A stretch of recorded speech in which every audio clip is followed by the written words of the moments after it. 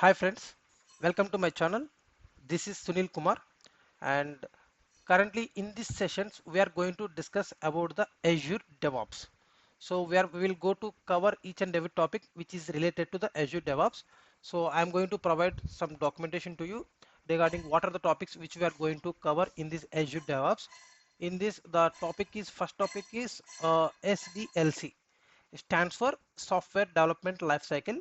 In this SDLC process, we will going to discuss about how the life cycle is going on.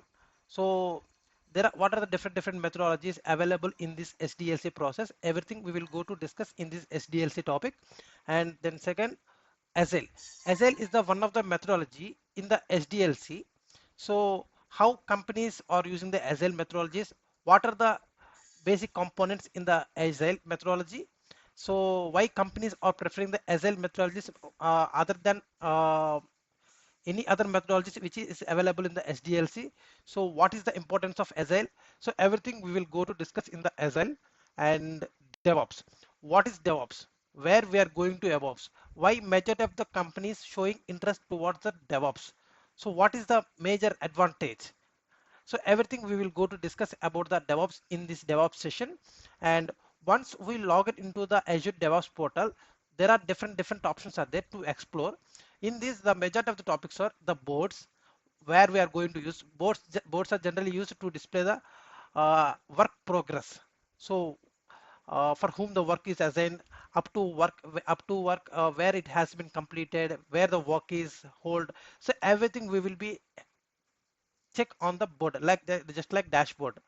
So what is repo, how we use the build pipeline, how we are going to use the release pipeline, what is artifact. So what are the different options available in this Azure DevOps portal? Everything we will go to explain, and we will let you know in detailed manner.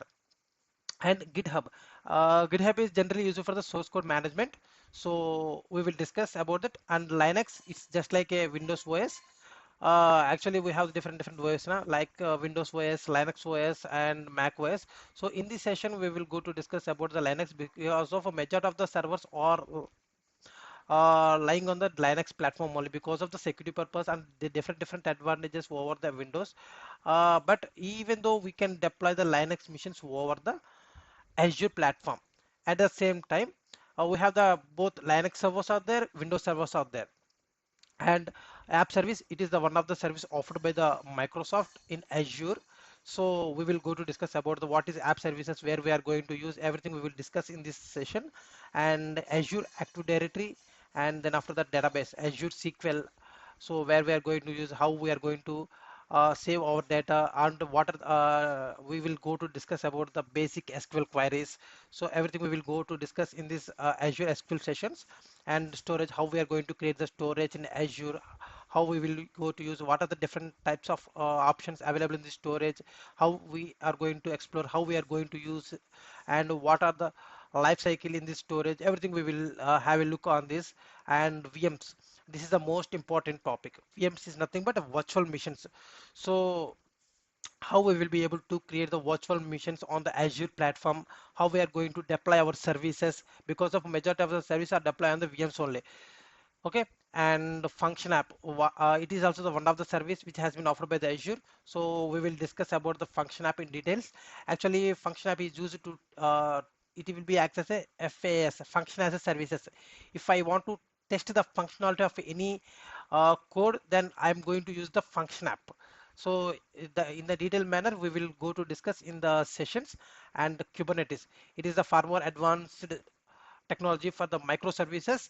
So here Azure Kubernetes service, how we are going to deploy microservices. So everything we will discuss in this Azure Kubernetes sessions. And Terraform, it will be used as a infrastructure as a services.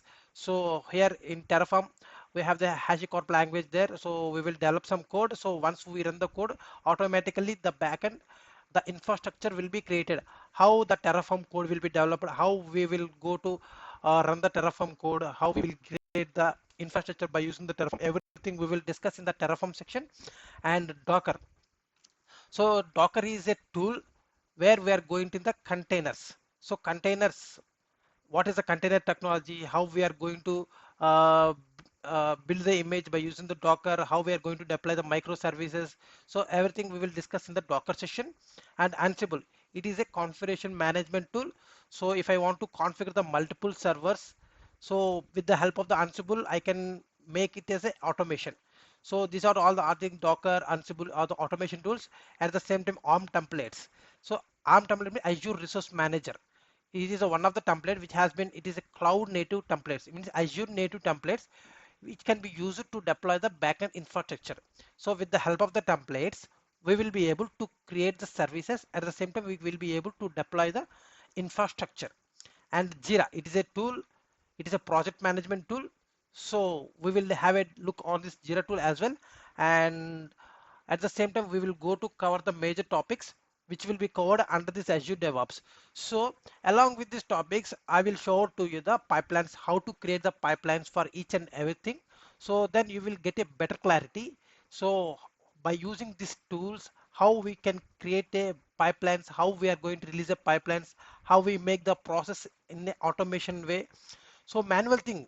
So first of all, for doing automation, you just need to understand about the manual things. So if you have a good grip in the manual things, then you will make automation very easily, because of if you know the manual, how the exact flow is going on, then only you will have the chance, then only you will have the better understanding how I can be able to implement this manual process on the automation way.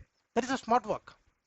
So everything we will covered under this Azure DevOps section. Okay, and hope guys my introduction is good and everybody is aware about the topics which I'm going to cover in the future sessions. Okay, thank you for joining my sessions. We will meet up in the next section with the new content. Signing off. Thank you. Bye bye.